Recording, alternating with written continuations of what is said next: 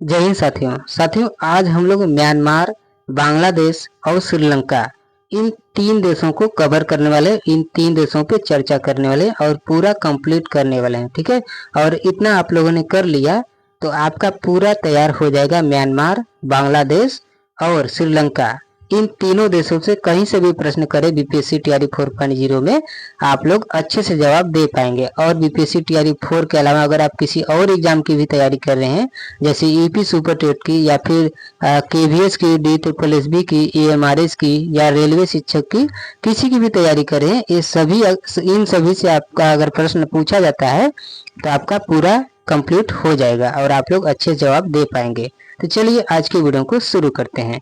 देखिए जो म्यांमार देश है, म्यांमार देश ये नया नाम है। इससे पहले इसका नाम आप लोग जानते होंगे, बर्मा था। क्या था? बर्मा। इसका पुराना नाम क्या था? तो पुराना नाम बर्मा था। अब नया नाम, वर्तमान में नाम कौन सा है? तो वर्तमान में नाम है म्यांमार। तो अगर आपसे पूछे कि म्यांमार जो है, म्यांमार देश, इसका पुराना नाम क्या था? तो पुराना नाम बर्मा था। क्या था? बर्मा। चलिए अब आगे बढ़ते हैं। म्यांमार देखिए भारत का पहले हिस्सा हुआ करता था। जो भारत देश है अपना, म्यांमार पहले भारत का हिस्सा हुआ करता था। तो अगर आपसे प्रश्न करे कि भारत का हिस्सा म्यांमार पहले हुआ करता था कि नहीं, तो आपको बोलना है कि यस, हुआ करता था। 1937 में यह भारत से अलग हुआ था। ठीक है, तो म्यांमार भारत का पहले हिस्सा हुआ करता था। और अगर आपसे पूछे कि जो म्यांमार देश है यानी बर्मा देश है, पुराना नाम इसका बर्मा है, तो अब आपसे म्यांमार ही पूछेगा। ठीक है, अगर आपको कहीं बर्मा लिख दे तो आपको कंफ्यूज नहीं होना है, ये पुराना इसका नाम है। तो अगर आपसे पूछे कि म्यांमार देश भारत से कब अलग हुआ था, म्यांमार देश भारत से कब अलग हुआ था, तो आपको जवाब देना है 1937 में। ठीक है, 1937 में, 1937 में म्यांमार देश भारत से अलग हुआ था। ठीक है, तो 1937 यानी 1937 में म्यांमार देश भारत से क्या हुआ था? अलग हो गया था। क्या हुआ था? अलग हो गया था। ठीक है, इसके बाद देखिए अगर बात करें कि कौन कौन सा राज्य म्यांमार से सीमा साझा करता है। ठीक है, कौन कौन सा राज्य म्यांमार देश से सीमा साझा करता है, तो आपको बता देना है अरुणाचल प्रदेश, AP, नागालैंड। ठीक है, नागालैंड, मणिपुर और मिजोरम। और कौन सा राज्य है? मिजोरम। कितना है? मिजोरम।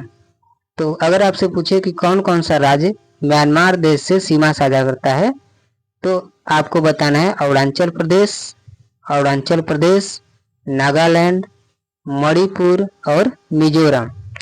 अरुणाचल प्रदेश, नागालैंड, मणिपुर और मिजोरम। ये क्या है? ये सेवन सिस्टर की क्या है? 4 राज्य हैं। ठीक है, कितने राज्य हैं? 4 राज्य हैं, 4 राज्य हैं। ठीक है, अगर इसकी दूरी की बात करें तो 1643 किलोमीटर, कितना है? 1643 किलोमीटर लंबी दूरी तक सीमा साझा करता है। ठीक है, तो म्यांमार देश से भारत कुल 1643 किलोमीटर तक सीमा साझा करता है।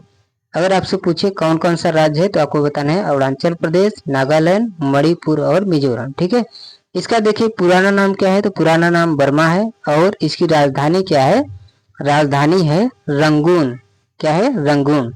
देखिए जब पुराना नाम इसका था बर्मा, तो इसकी राजधानी थी रंगून। क्या थी? रंगून। तो अगर आपसे पूछे कि जब बर्मा नाम था तो उस समय राजधानी क्या थी, तो आपको बताना है रंगून। ठीक है, इसे स्वर्ण पैगोडो का देश कहा जाता है।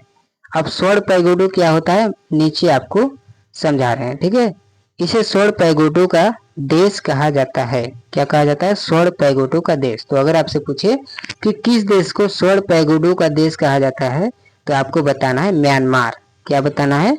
म्यांमार। म्यांमार को स्वर्ण पैगोडो का देश कहा जाता है। स्वर्ण पैगोडो का देश कहा जाता है। अब यहाँ पे देखिए जो पैगोडा है, ठीक है, पैगोडा है, इसका अर्थ क्या है? तो देखिए जो मंदिर होता है, मंदिर के ऊपर बना जो गुंबद होता है, मंदिर के ऊपर बना जो गुंबद होता है, मंदिर के ऊपर बना जो गुंबद होता है, उसका जो रंग होता है वो गोल्डन कलर का होता है। ठीक है, गोल्डन कलर। किस कलर का? गोल्डन कलर का होता है। ठीक है, तो पैगोडा का अर्थ क्या होता है कि मंदिर के ऊपरी हिस्सा जो गुंबद होता है, इसका जो गुंबद होता है उसका जो कलर होता है यानी रंग होता है वो गोल्डन कलर का होता है, यानी कि यहाँ पे इस पर गोल्डन कलर चढ़ा दिया जाता है। ठीक है, सीधे सीधे अगर हम बोले तो इस पे गोल्डन कलर चढ़ा दिया जाता है, गोल्डन कलर। तो पैगोडा का अर्थ यही है कि मंदिर के ऊपर बना गुंबद या मंदिर का गुंबद, इसका रंग गोल्डन कलर का होता है, गोल्डन कलर का होता है, यानी कि सोने के रंग का होता है। ठीक है, चलिए आगे बढ़ते हैं। इसके बाद देखिए इसका जो न्यू कैपिटल है, जब ये बर्मा से म्यांमार हुआ, क्या हुआ? बर्मा से म्यांमार हुआ तो इसका नया कैपिटल बना नेपिडा। क्या बना? नेपिडा, नेपिडा, नेपिडा। ठीक है, तो इस समय जो म्यांमार का राजधानी है तो नेपिडा है। क्या है? नेपिडा। म्यांमार का राजधानी क्या है? नेपिडा। तो अगर आपसे पूछे कि म्यांमार का राजधानी क्या है, आपको बताना है नेपिडा। क्या बताना है? नेपिडा। 1948 में क्या हुआ था? आजाद हुआ था। अगर आपसे पूछे कि जो म्यांमार देश है ये आजाद कब हुआ था, तो आपको बताना है 1948 में। सन 1948 में जो म्यांमार देश है ये आजाद हुआ था। ठीक है, यहाँ पे देखिए आपको यहाँ पे समझाए हैं कि जैसे ये गुंबद है, यहाँ पे सबसे ऊपर वाला जो हिस्सा है इसे बोलते हैं पैगोडा गुंबद को, और ये क्या है? आपका मंदिर है। और ये गुंबद किस कलर का होता है? तो गुंबद होता है गोल्डन कलर का। ठीक है, गोल्डन कलर का। किस कलर का होता है? गोल्डन कलर का। यहाँ पे देखिए म्यांमार में सेना का शासन है। किसका शासन है? सेना का शासन है। अगर सेना का शासन कितना है और कितना परसेंटेज है? तो 75% है। कितना है? 75% है, यानी 75% क्या है? यहाँ पे सेना का शासन है। तो अगर आपसे प्रश्न करे कि कौन सा ऐसा देश है जहाँ पे सेना का शासन चलता है, तो आपको बताना है म्यांमार। ठीक है, या फिर आपसे पूछे कि म्यांमार में किसका शासन चलता है, तो आपको बताना है सेना का शासन चलता है। किसका शासन? सेना का शासन। ठीक है, केवल सेना चुनाव लड़ता है यहाँ पे। सेना का शासन क्यों बोला जाता है? क्योंकि यहाँ पे केवल और केवल सेना ही शासन लड़ता है, शासन करता है चुनाव लड़कर। यहाँ पे जो सेना है केवल इसी को अधिकार है चुनाव लड़ने का, आम आदमी को नहीं है, चाहे वो कितना भी धनी क्यों ना हो। अंडमान निकोबार के सबसे नजदीकी देश है जो म्यांमार है। अगर आपसे पूछे कि कौन सा ऐसा अपना द्वीप है जो म्यांमार देश से नजदीक है, तो आपको बताना है अंडमान निकोबार। तो अंडमान निकोबार के सबसे नजदीकी देश है ये कौन सा है? म्यांमार। तो अगर आपसे पूछे कि अंडमान निकोबार का सबसे नजदीकी देश कौन सा है, तो आपको बताना है म्यांमार। क्या बताना है? म्यांमार। अगर ऑप्शन में बर्मा दिया रहे तो आपको बर्मा भी लगा देना है जो उसका पुराना नाम है। ठीक है, देखिए सीमा पर जैसे पहाड़ प्लस पहाड़, अगर आपका पहाड़ और पहाड़ होता है तो वहाँ पे जो सेना होता है, सेना की जो जनसंख्या होती है वहाँ पे बिल्कुल नहीं होती है। ठीक है, तो यहाँ पे जो म्यांमार है पूरा पहाड़ से घिरा हुआ है। कितना? पहाड़ से घिरा हुआ है, इसलिए म्यांमार देश कोई भी सेना नहीं रखता है। और यहाँ पे अगर कमाई की बात करें यानी इनकी आजीविका कैसे चलती है, तो ये केवल तस्करी के द्वारा अपनी आजीविका चलाते हैं। किसके द्वारा? तस्करी के द्वारा अपनी आजीविका चलाते हैं। अब तस्करी में किस तरह का तस्करी करते हैं, किस तरह का व्यापार करते हैं, तो यहाँ पे देखिए दवा बनाया जाता है और हाथी दांत का तस्करी किया जाता है। अगर बात करें दवा और जो हाथी दांत है, तो हाथी दांत की जो तस्करी की जाती है एक गैर कानूनी तरीके से की जाती है, यानी कि यहाँ पे अलाउ नहीं है हाथी दांत की तस्करी करना, लेकिन ये लोग करते हैं इलीगल तरीके से, यानी कि गैर कानूनी तरीके से हाथी दांत का आप लोग ये तस्करी करते हैं, यानी कि निर्यात करते हैं दूसरे राज्यों को यानी दूसरे देशों को। ठीक है, अब यहाँ पे देखिए आपको एक नक्शा बना लेना है ताकि आप लोगों को अपना जो कौन कौन सा राज्य है और कहाँ पे अवस्थित है ये आपको पता चल जाए। ठीक है, तो यहाँ पे देखिए अपना क्या है, बाईं ओर क्या है, बॉर्डर पर क्या है, हिमालय की पहाड़ी है।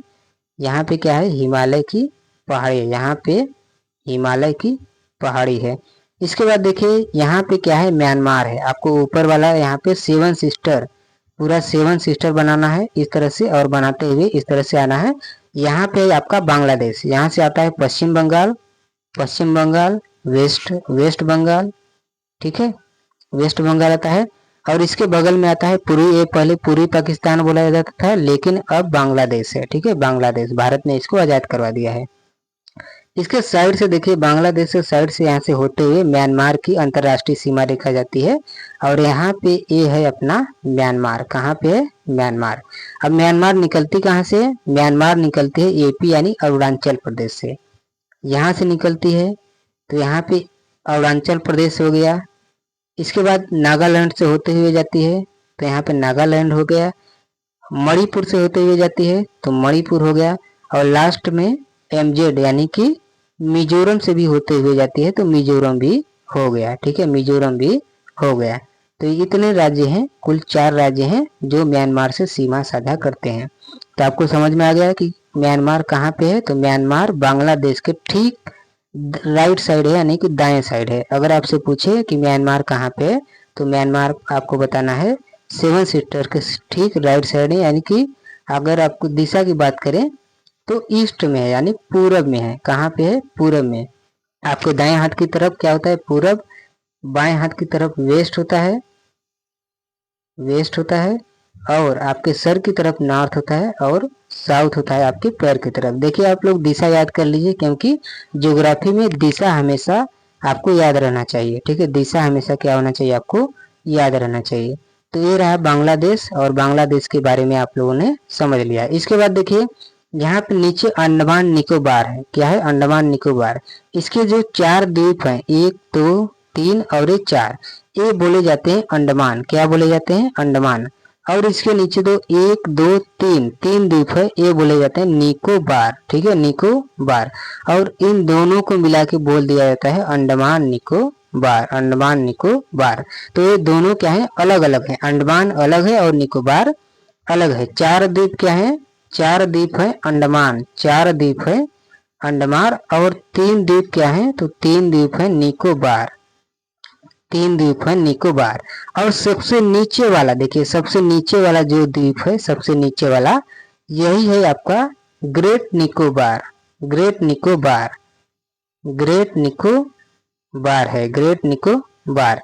और भारत का सबसे दक्षिणी बिंदु, ठीक है, भारत का सबसे दक्षिणी बिंदु कौन सा है, तो आपको वो बताना है इंदिरा पॉइंट, इसको बोलते हैं इंदिरा पॉइंट, बोलते हैं इंदिरा पॉइंट, इसे ग्रेट निकोबार बोला जाता है। तो अगर आपसे पूछे कि भारत का सबसे दक्षिणी बिंदु कौन सा है, तो आपको बताना है इंदिरा पॉइंट, इंदिरा पॉइंट यानी कि ग्रेट निकोबार। और वर्तमान में ये पानी में डूब चुका है, ठीक है। तो अगर आपसे पूछे कि भारत का कौन सा द्वीप वर्तमान में डूब चुका है, तो आपको बताना है इंदिरा पॉइंट यानी कि ग्रेट निकोबार पानी में क्या हुआ है, डूब चुका है, ठीक है, डूब चुका है। चलिए, तो ये रहा म्यांमार। अब हम लोग शुरू करते हैं बांग्लादेश। तो अब आप लोग आ जाइए और बांग्लादेश के बारे में जल्दी से चर्चा कर लेते हैं। तो अब बात करते हैं बांग्लादेश पे। देखिए बांग्लादेश की अगर राजधानी की बात करें तो बांग्लादेश की राजधानी ढाका है। और अगर बांग्लादेश की मुद्रा पूछ ले आपसे कि बांग्लादेश में कौन सी मुद्रा चलती है, तो आपको बताना है टका। कौन सा चलता है, टका। और राजधानी क्या है, ढाका। अब देखिए बांग्लादेश का एक ही बहुत ही मजेदार किस्सा है, कहानी है, जो आपको सुननी चाहिए। और आगे मैं इस पे चर्चा करने वाला हूँ, ठीक है। और ये भी भारत का हिस्सा हुआ करता था पहले, जो बांग्लादेश है, बांग्लादेश भी भारत का पहले हिस्सा हुआ करता था, ठीक है। देखिए 1905 में लॉर्ड कर्जन ने इसे विभाजित किया था। 1905 में लॉर्ड कर्जन ने क्या किया था, इसे 2 भागों में विभाजित किया था, जिसे हम लोग बंगाल विभाजन के नाम से जानते हैं। 1905 में बंगाल विभाजन हुआ था लॉर्ड कर्जन के द्वारा। किसके द्वारा, लॉर्ड कर्जन के द्वारा। तो अगर आपसे पूछे कि लॉर्ड कर्जन के द्वारा बंगाल का कितने भागों में विभाजित किया गया था, तो पश्चिम बंगाल और दूसरा है पूर्वी बंगाल, पश्चिम बंगाल और पूर्वी बंगाल, ठीक है। तो जब बंगाल विभाजन 1905 में हुआ लॉर्ड कर्जन के द्वारा, तो बंगाल 2 भागों में बढ़ गया।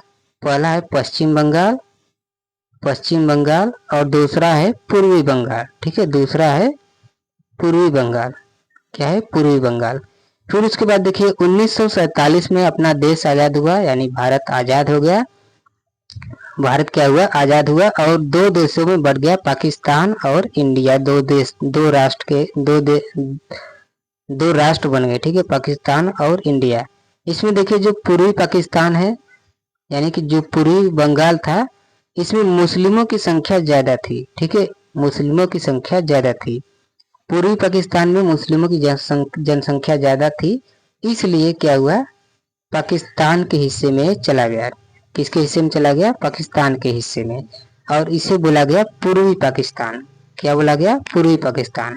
उसी तरह से जो पश्चिम बंगाल वाला क्षेत्र है, पश्चिम बंगाल वाला क्षेत्र है, यहाँ पे जो पश्चिम बंगाल वाला क्षेत्र है, यहाँ पे हिंदू मुस्लिम सभी की जनसंख्या ठीक ठाक थी, यानी कि लगभग सेम थी। और ये अपने इंडिया में रह गया। ये कहाँ रह गया? अपने इंडिया में। तो इसे बोलते हैं हम लोग बांग्लादेश, यानी पश्चिम बंगाल। क्या बोलते हैं? पश्चिम बंगाल। तो पूर्वी बंगाल और पश्चिम बंगाल इस तरह से दो भागों में बढ़ गया, ठीक है। इस तरह से क्या हुआ? दो भागों में बढ़ गया। देखिए, जो पूर्वी पाकिस्तान है और पश्चिमी पाकिस्तान है, तो इन दोनों में क्या हुआ? पहले युद्ध हुआ था और पूर्वी पाकिस्तान का इंडिया ने क्या किया था? समर्थन किया था, जो पूर्वी पाकिस्तान है, ठीक है। और पाकिस्तान ने इंडिया से युद्ध किया। इंडिया से क्या किया? युद्ध किया। और इंडिया ने केवल 5 दिन में, कितने दिन में? केवल 5 दिनों में ही पाकिस्तान को धूल चटा दी थी, ठीक है। और 1971 में, कितना? 1971 में बांग्लादेश नाम का एक नया राष्ट्र बना दिया गया, ठीक है। बांग्लादेश कब बना? अगर आपसे पूछे तो 1971 में बना है बांग्लादेश। और 1 लाख सैनिकों का इंडिया ने पॉइंट उतरवाया था, ठीक है। 1971 में लगभग 1 लाख सैनिकों का इंडिया ने क्या किया था? पॉइंट उतरवाया था, ऐसा कहा जाता है, ठीक है। तो ये रही एक मजेदार कहानी। तो पाकिस्तान के बारे में आपको सुन के थोड़ा सा अच्छा लगा होगा, ठीक है, थोड़ा सा अच्छा लगा होगा। अब देखिए, यहाँ पे चर्चा करते हैं कि कौन कौन सा ऐसा राज्य है जो बांग्लादेश से सीमा साझा करता है।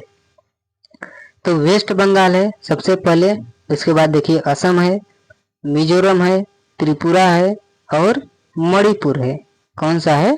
मणिपुर है। कौन सा है? मणिपुर। तो वेस्ट बंगाल, असम, मिजोरम, त्रिपुरा और कौन सा है? मणिपुर। कौन सा है? मणिपुर, ठीक है। कौन सा है? मणिपुर। यहाँ पे देखिए नक्शे समझते हैं। तो सबसे पहले देखिए यहाँ पे है अपना बांग्लादेश। कहाँ पे है? बांग्लादेश कहाँ पे है? तो बांग्लादेश देखिए यहाँ पे है, ठीक है। तो यहाँ पे देखिए वेस्ट बंगाल यानी पश्चिम बंगाल है, यहाँ पे है पश्चिम बंगाल, तो बांग्लादेश से सीमा साझा करता है। इसके बाद देखिए असम है, ऊपर असम है, तो असम भी सीमा साझा करता है, यहाँ पे देखिए। इसके बाद देखिए आपका, इसके बाद है यहाँ पे नागालैंड है, त्रिपुरा है और यहाँ पे है मिजोरम। क्या है? मिजोरम। तो मिजोरम भी सीमा साझा करता है बांग्लादेश से, ठीक है। तो कुल कितने, अगर बात करें कितने लंबाई तक सीमा साझा करता है, तो 4096 किलोमीटर। कितना? 4096 किलोमीटर। कितना? 4096 किलोमीटर। और भारत बांग्लादेश के साथ सर्वाधिक सीमा साझा करता है, इस बात का आप लोग ध्यान रखिएगा। अगर आपसे पूछे कि कौन कौन से देश से जो भारत है सबसे ज्यादा सीमा साझा करता है, तो आपको बताना है बांग्लादेश, ठीक है। भारत किस देश से सबसे ज्यादा सीमा साझा करता है, तो वो है बांग्लादेश। अगर आपसे लंबाई पूछे तो 4096 किलोमीटर। हालांकि लंबाई कभी पूछता नहीं है, हाँ राज्य पूछता है कि कौन कौन सा राज्य बांग्लादेश से सीमा साझा करता है। अभी जो भी देश आपको पढ़ाए हैं, म्यांमार, चाइना, उन सभी से। तो वेस्ट बंगाल, असम, मिजोरम, त्रिपुरा और वेस्ट बंगाल, असम, मिजोरम, त्रिपुरा और यहाँ पे है मणिपुर। कौन सा है? मणिपुर। कौन सा है? मणिपुर, ठीक है। वेस्ट बंगाल, असम, असम भी है, नागालैंड, त्रिपुरा और मिजोरम है। कौन सा? मिजोरम। और मणिपुर। कौन सा है? मणिपुर। तो इतने जो राज्य हैं वो क्या करते हैं? सीमा साझा करते हैं। और इसकी लंबाई कितनी है? 4096 किलोमीटर। कितनी है? 4096 किलोमीटर। अब इसमें देखिए एक विवाद है। विवाद क्या है? तो देखिए जब 1905 में पश्चिम बंगाल बांग्लादेश बना था, तो दोनों ही क्या था? प्रांत था। इसे बंगाल प्रांत बोला जाता था। दोनों क्या था? एक प्रांत था जिसे बंगाल प्रांत बोला जाता था। यहाँ से देखिए एक नदी निकलती है जिसका नाम है तीस्ता नदी। क्या है? यहाँ से एक नदी निकलती है, इसका नाम है तीस्ता नदी।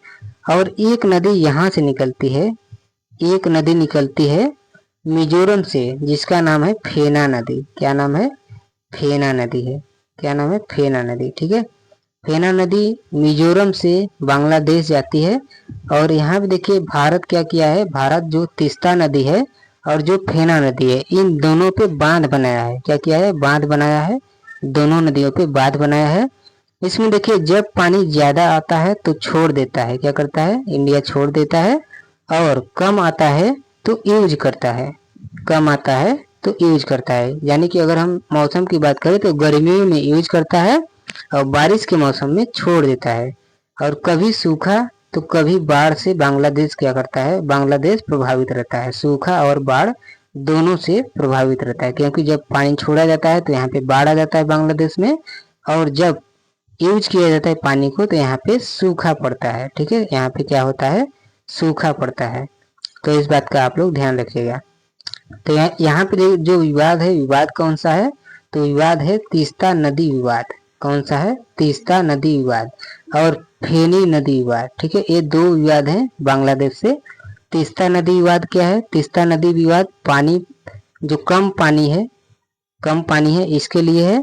और जो फेनी नदी विवाद है ये भी कम पानी के लिए ही विवाद है। यानी कि कुल मिलाकर पानी के लिए विवाद है। ठीक है, पानी के लिए विवाद है, जल के लिए विवाद है। तीस्ता नदी विवाद और फेनी नदी विवाद। तो बांग्लादेश से हमारे ये दो डिस्ट्रीब्यूट है, दो विवाद है, इसको आप लोग ध्यान रखिएगा। तो अगर आपसे पूछे कि तीस्ता नदी विवाद किस देश के साथ है, तो आपको बताना है बांग्लादेश। अगर आपसे पूछे कि फेनी नदी विवाद किस देश के साथ है, तो आपको बताना है बांग्लादेश के साथ है।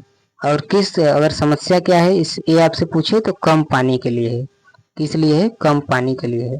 तो जो बांग्लादेश है वो एक बाढ़ पीड़ित राष्ट्र है। क्या है? बाढ़ पीड़ित राष्ट्र है।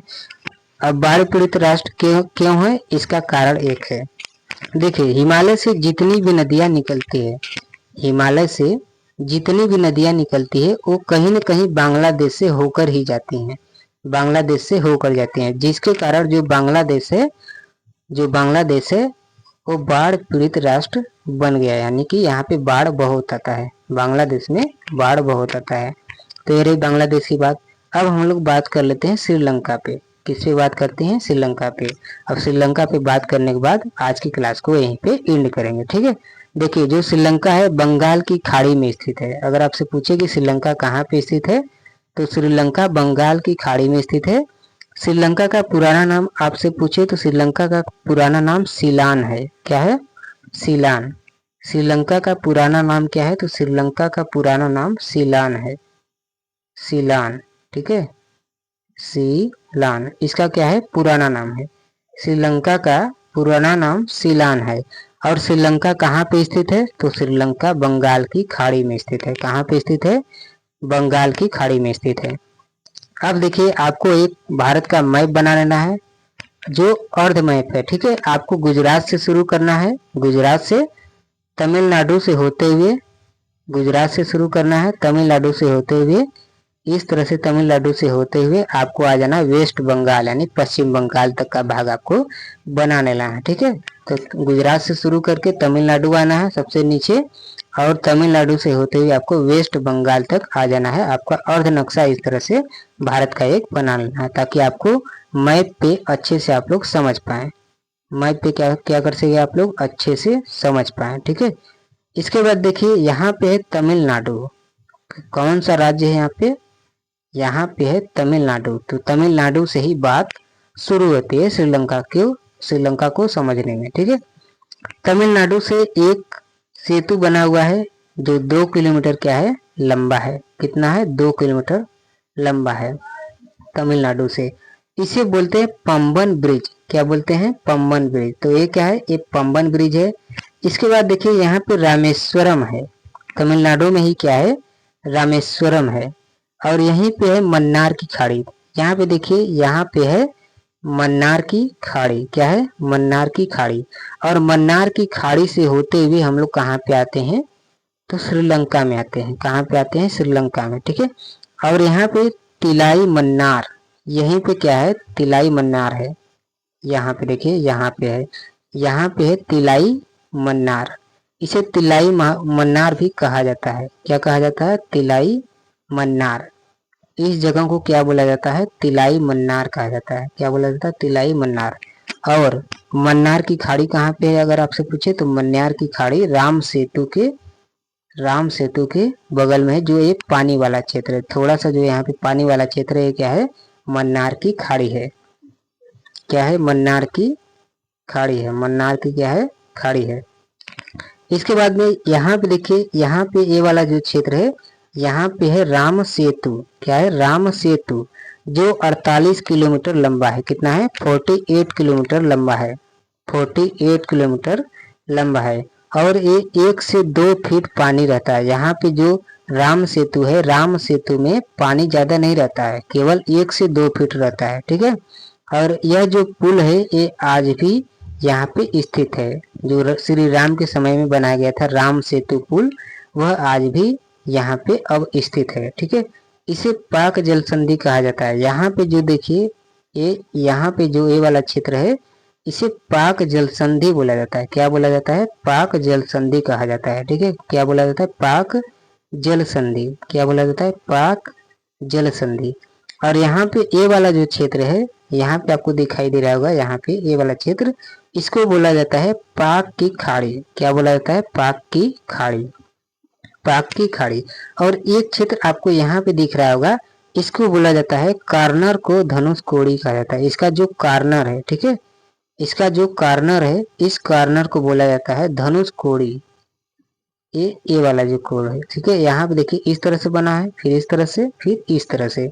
तो इसको क्या बोला जाता है? इसका जो मेन कार्नर है, ये लास्ट में जो है, इसको बोला जाता है धनुष कोड़ी। क्या बोला जाता है? धनुष कोड़ी। ठीक है, धनुष कोड़ी।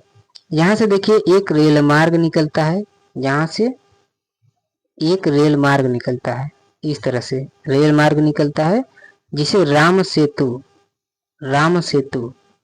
जो ये रेल मार्ग है राम सेतु तक जाती है। ठीक है, यहाँ से एक रेल निकलती है, ये जो रेल मार्ग है, यानी कि जो रेल है, ये राम सेतु तक जाती है और इसी से होकर हम लोग राम सेतु जाते हैं। ठीक है, यहाँ पे जो पम्बन ब्रिज है, पानी में स्थल का जो एक, यहाँ पे देखिए एक उठा हुआ भाग है। पम्बन ब्रिज कहाँ पे है? पम्बन ब्रिज यहाँ पे है। देखिए ये वाला क्षेत्र है, ये क्या है? पम्बन ब्रिज है। पम्बन ब्रिज पानी में स्थल का उठा हुआ भाग है और चारों तरफ पानी है। इसके चारों तरफ क्या है? पानी है और बीच में स्थल है। बीच में क्या है? स्थल है। इसे क्या बोला जाता है? इसे द्वीप बोला जाता है। जैसे समझिए, यहाँ पे देखिए पानी है, पानी है यहाँ पे, कहाँ? यहाँ पे देखिए एक स्थल है। ठीक है, सबसे पहले यहाँ पे ये वाला भाग क्या है? स्थल है। इसके चारों तरफ क्या है? पानी है। चारों तरफ क्या है? पानी है। अब जो ये बीच वाला क्षेत्र है, इसी को क्या बोला जाता है? इसी को द्वीप बोला जाता है। क्या बोला जाता है? इसको द्वीप बोला जाता है। ठीक है, तो इस बात को आप लोग समझ लिए। चलिए अब आगे बढ़ते हैं। यहाँ पे देखिए जो बंगाल की खाड़ी है, तो सबसे पहले आता है आपका बंगाल का खाड़ी, जहाँ पे श्रीलंका स्थित है। उसके बाद है पाक जल संधि, पाक जल संधि है। इसके बाद है पाक की खाड़ी। क्या है? पाक की खाड़ी है। तो कभी कभी देखिए इसका क्रम पूछ लिया जाता है कि बंगाल, सबसे पहले बंगाल की खाड़ी आती है, पाकिस्तान पाक की खाड़ी आती है, या फिर पाकिस्तान की खाड़ी आती है। ठीक है, तो सबसे पहले देखिए, अगर आपसे पूछे तो पहले नंबर पे आपका बंगाल की खाड़ी है, फिर उसके बाद पाक जल संधि है, ये दूसरे नंबर पे है। इसके बाद पाक की खाड़ी, तो पाक की खाड़ी है तीसरे नंबर पे है। ठीक है, पाक की खाड़ी तीसरे नंबर पे है। तो अगर आपसे प्रश्न कर ले कि इसका क्रम बताइए, इसका क्रम लगाइए, तो आपको सबसे पहले बंगाल की खाड़ी, फिर पाक की खाड़ी, फिर पाक की खाड़ी, उसके बाद देखिए पाक जल संधि। ठीक है, तो क्रम पूछ ले तो बंगाल की खाड़ी, पाक जल संधि और पाक की खाड़ी। अगर आपसे नीचे से ऊपर का क्रम पूछे, ठीक है, नीचे से ऊपर का क्रम पूछे, तो आपको बताना है सबसे पहले पाक की खाड़ी, उसके बाद पाक जल संधि बताना है, उसके बाद बताना है बंगाल की खाड़ी। तो एक क्रम आपको ध्यान रखना है, ऊपर से नीचे पूछे या फिर नीचे से ऊपर पूछे, तो आपको जस्ट इसका उल्टा कर देना है, आपका आंसर आ जाएगा। ठीक है, तो बंगाल की खाड़ी, पाक जल संधि और पाक की खाड़ी, ये ऊपर से नीचे का क्रम है और नीचे से ऊपर का क्रम क्या है, तो पाक की खाड़ी, पाक जल संधि और बंगाल की खाड़ी। ठीक है, ये प्रश्न आपसे बहुत पूछा जाता है, टीआरई 1, टीआरई 2 और टीआरई 3 में भी लगभग ये प्रश्न किया गया है, तो आप लोग उसको अच्छे से कर लीजिएगा, इसको नोट कर लीजिएगा। ठीक है, भारत से 7 देश स्थलीय सीमा साझा करते हैं, और 7 देश कौन कौन से हैं, यहाँ पे देखिए उनके बारे में बताया गया है। सबसे पहले आता है पाकिस्तान, कौन सा आता है, पाकिस्तान। इसके बाद आता है चीन, फिर नेपाल आता है, फिर भूटान, बांग्लादेश, अफगानिस्तान और म्यांमार, ये क्या है, स्थलीय सीमा साझा करते हैं। और जो श्रीलंका है, श्रीलंका कौन सा सीमा साझा कर रहा है, जलीय सीमा। ये तो हम लोग राम सेतु के द्वारा इससे जुड़े हुए हैं, श्रीलंका से राम सेतु और पंबन ब्रिज के द्वारा, राम सेतु और पंबन ब्रिज के द्वारा। तो ये स्थलीय सीमा नहीं है, क्योंकि ये खुद ही बंगाल की खाड़ी में बसा हुआ एक देश है श्रीलंका। ठीक है, स्थलीय सीमा नहीं है, स्थलीय सीमा नहीं है। तो भारत से 7 देश स्थलीय सीमा साझा करते हैं। आपसे पूछ ले कि भारत से कौन कौन से देश ऐसे हैं जो स्थलीय सीमा साझा करते हैं, तो आपको बताना है पाकिस्तान, चीन, नेपाल, भूटान, बांग्लादेश, अफगानिस्तान और म्यांमार। कौन कौन से देश हैं, पाकिस्तान, चीन, नेपाल, भूटान, बांग्लादेश, अफगानिस्तान और म्यांमार। ठीक है, तो इतने देश क्या करते हैं, सीमा साझा करते हैं। इसका देखिए एक कोड है ABC। ठीक है, ABC, तो ए से हो जाएगा आपका अफगानिस्तान, ए से हो जाएगा अफगानिस्तान, बी से हो जाएगा आपका बांग्लादेश। चलिए मिलाते चलते हैं, ए से हो जाएगा अफगानिस्तान, बी से हो जाएगा आपका बांग्लादेश, बी से हो जाएगा बांग्लादेश, और सी से हो जाएगा चीन। ठीक है, सी से हो जाएगा चीन। अब दूसरा है MN यानी मणिपुर, तो यम से हो जाएगा आपका म्यांमार, यम से क्या हो जाएगा, म्यांमार, और यन से हो जाएगा, यन से हो जाएगा नेपाल। ठीक है, इसके बाद देखिए BH है, क्या है, BH, तो बी से हो जाएगा भूटान, बी से हो जाएगा भूटान, और H से हो जाएगा, H से हो जाएगा आपका BH। ठीक है, यहाँ पे दोनों शब्द है, BH से आपका हो जाएगा भूटान, और P से हो जाएगा पाकिस्तान, P से क्या हो जाएगा, पाकिस्तान।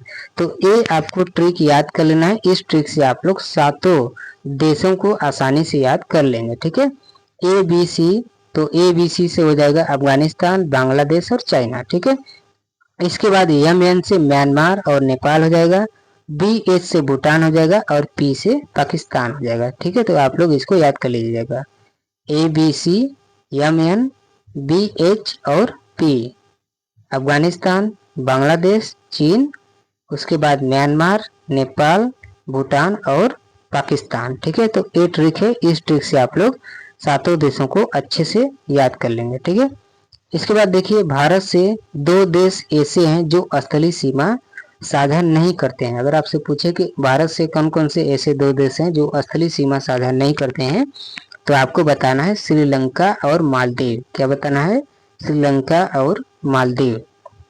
तो भारत से 2 देश ऐसे हैं जो स्थलीय सीमा साझा नहीं करते हैं लेकिन भारत के निकटतम है। तो ये कौन कौन से देश हैं, सबसे पहला है श्रीलंका, उसके बाद है मालदीव, श्रीलंका और मालदीव। और मालदीव से केवल 1 घंटे में पहुंचा जा सकता है। ठीक है, मालदीव जो है, मालदीव जो देश है, यहाँ पे हम लोग केवल 1 घंटे के अंदर पहुंच सकते हैं। और 1 घंटे के अंदर कैसे पहुंच सकते हैं, हवाई जहाज से। ठीक है, यानी जहाज अगर हम लोग पकड़ते हैं तो केवल 1 घंटे में मालदीव पहुंच जाएंगे। कहाँ पे पहुंच जाएंगे, मालदीव। तो भारत से 2 देश ऐसे हैं जो स्थलीय सीमा साझा नहीं करते हैं, वो हैं श्रीलंका और मालदीव। अगर आपसे पूछे कि मालदीव हम किसी हवाई जहाज से कितने घंटों में पहुंच सकते हैं, तो आपको बता देना है 1 घंटे। हालांकि ये प्रश्न पूछा नहीं जाता है, फिर भी आप लोगों को ये याद कर लेना है। ठीक है, तो ये रही आपकी आज की क्लास। आशा करता हूँ वीडियो पसंद आई होगी, पसंद आई हो तो लाइक शेयर सब्सक्राइब कर दीजिए। चलिए आज की वीडियो को यहीं पे द एंड करते हैं। ठीक है, चलिए मिलते हैं नेक्स्ट वीडियो में, तब तक के लिए जय हिंद, वंदे मातरम।